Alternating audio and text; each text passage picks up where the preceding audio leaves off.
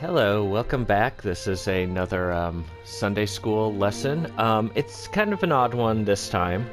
So, at this time of year in my church, the Church of Jesus Christ of Latter-day Saints, we have a general conference, which is basically 8 hours of messages from our church leaders that is broadcast to the world. And we don't have normal church services. And as such, the Sunday school lesson this week was, it's basically meant to cover 2 weeks, this week and next week. But it's the same size as before, so I went through the lesson wondering what I could, how I could split it in half and so on. And I discovered, actually, one of my favorite verses. The lesson covers Ephesians, and of course, Ephesians 6. And I will be reading verses 11 through, I'll read all the way through 18. It reads as such.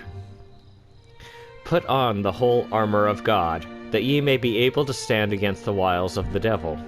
For we wrestle not against flesh and blood, but against principalities, against power, against the rulers of the darkness of this world, against spiritual wickedness in high places. Wherefore take unto you the whole armor of God, that ye may be able to withstand in the evil day, and having done all, to stand. Stand therefore, having your loins girt about with truth, and having on the breastplate of righteousness, and your feet shod with the preparations of the gospel of peace.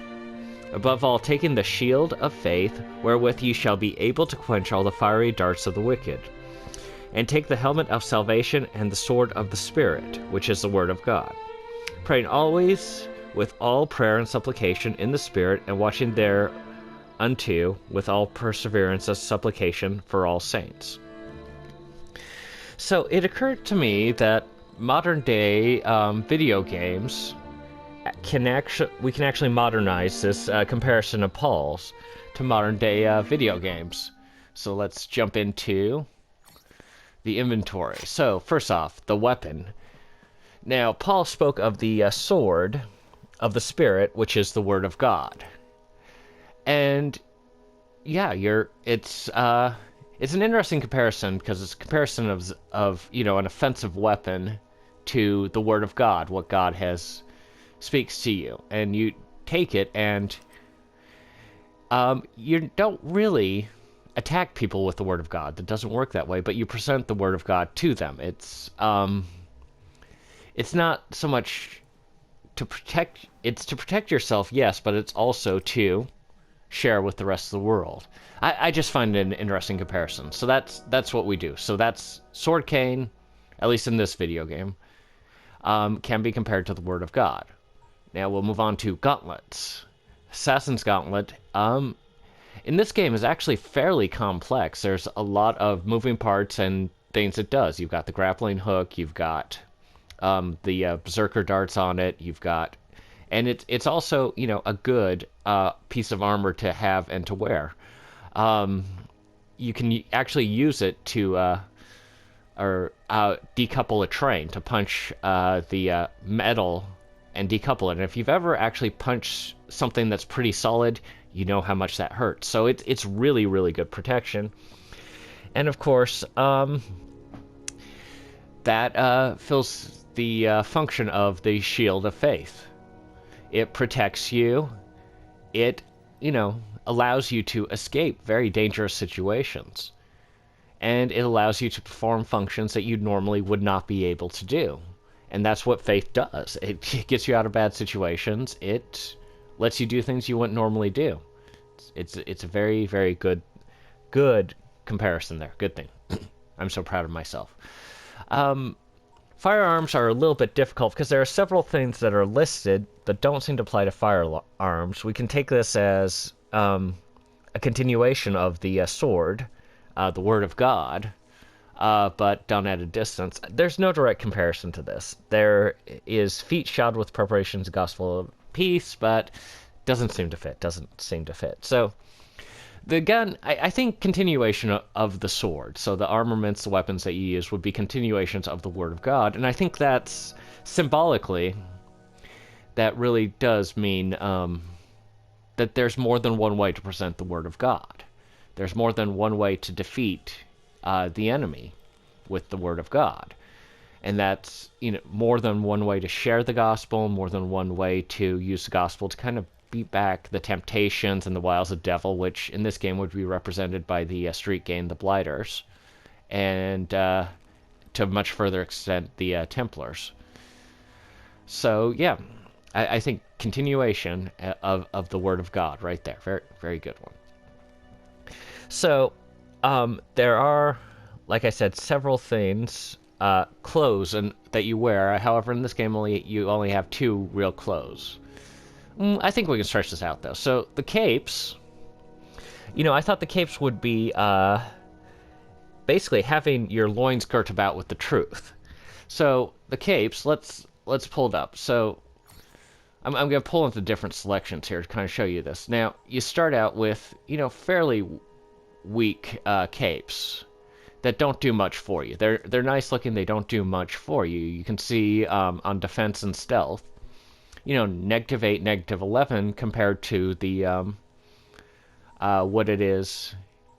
the one I currently have, which is the Aegis Cloak, which is pretty much gives you the highest stats of any cloak. It very much protects you. And I think that in of itself is symbolic of our understanding of the gospel. We gird about with the truth.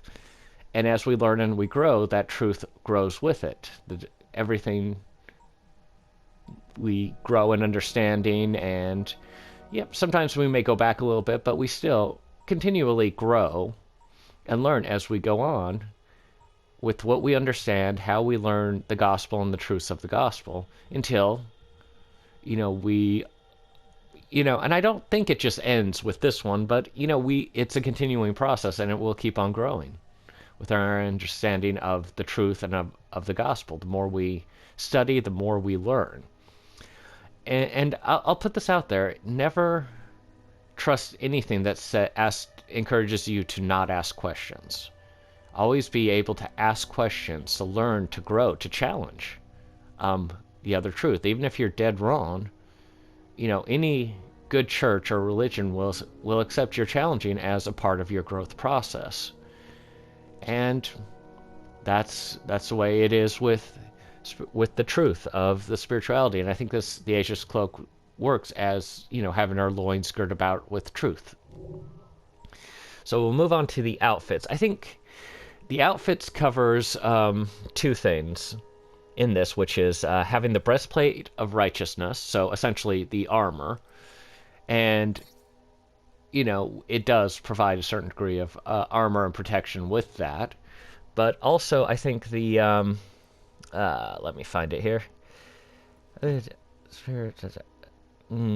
Shield, fiery darts. Helmet of salvation, because you have the hood as well on it. So this is the breastplate and the hood kind of combined.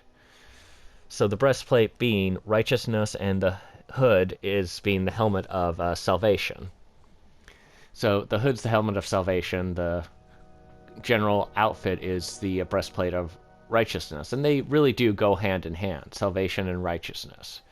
So the more salvation we seek, the more righteous we will become. And one thing that I've noticed is, as you can see looking at this each outfit gives you a certain additional advantage. So in this one, this outfit is probably the best outfit in the game, at least for Eevee, and it decreases all the damage you receive from the world. It's very much a protecting outfit, whereas we have, let's see, it's very similar. That decreases the chances of you being detected by your enemies with this outfit. This outfit increases your pocket space. How much you can carry is increased by these outfits. Each one gives you kind of an advantage, and I think as we go through the church, as we go through our own salvation stuff, we don't wear just one outfit, but we pick and choose the outfits that best serve us at this time. And oftentimes, any outfit will suffice for what we need to do, and we can pick any of these outfits, and each of them gives us kind of the righteousness and the salvation as we go on with this metaphor. So, yep, go with that one. Now, colors. I wasn't sure I was going to do the colors, but I'll go ahead and throw it. The final one with clothing is feet shod with preparation of the gospel of peace. There's no direct comparison in this particular game, sadly. We don't have any outfit things that you can put on.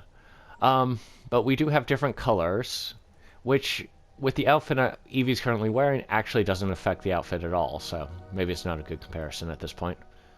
Let's put Evie in a different outfit just for this. We'll go with Lady Melania's gown, and we'll look at the different colors. So the colors don't really change very much about the outfit except for how it appears to the world. Now, one of the things that I was told from an early age is you don't just be good, you should avoid even the appearance of evil. And it's not about proving to the world how good you are. It's about, it really is a protective thing. So if you get if you're not doing anything bad, but people think you're doing bad, you'll get a reputation for doing bad things, even if you don't do bad things. And if you present to the world as doing, good things, always, doing good things, maybe not always making the right choices, but, always trying to be better than you are, that's a good way to go about life and do it. Now, the metaphor for this is the preparation of the gospel of peace. And that's how you prepare it. Now, I served as a missionary many, many years ago. I'm so old. And how we dress and our appearance was very, very important. We were wearing clothing that, considering how often we were outside and working and stuff, didn't make much sense. It's white shirt, ties, which, if you're out all day in a hot, sunny day, get really, really dirty. And, we'd have to carry our equipment in, like, backpacks or bags and stuff like that. We'd carry, like, the scriptures and stuff like that. And, it would, you've seen how missionaries look. They look very, kind of look a little weird doing that. But it's presenting ourselves kind of in our Sunday best, even though it has to be adapted to everyday use. And it presents, when you present the gospel of peace, you're presenting yourself at your best. So that's why missionaries dress very nicely. You dress up, basically in the same clothes you would wear to church when you're proselyting every day. And so when you're presenting the gospel of peace, you present yourself as the best you can be, because you're representing Christ, who was perfect, and you're far from perfect. We all are, but you present yourself in the most perfect way possible. And that's why the colors work as a metaphor for the gospel of peace. It's not a stretch at all, really. Anyway, this can be done. This sort of comparison can be done in pretty much, I think, most games nowadays. You can do this. You can map the Paul's comparison of the gospel to putting on armor to what you wear in video games, and probably some of them would be a lot easier to map. You could change boots in other games. You can do all that, but that's kind of what it is and what it's all about. So, gonna put it like this: put on the whole armor of God. Anyway, that was the quick Sunday school lesson for this week. Let me know what you think of my comparison. Like and subscribe if you like this, and I will see you in the next video. Bye.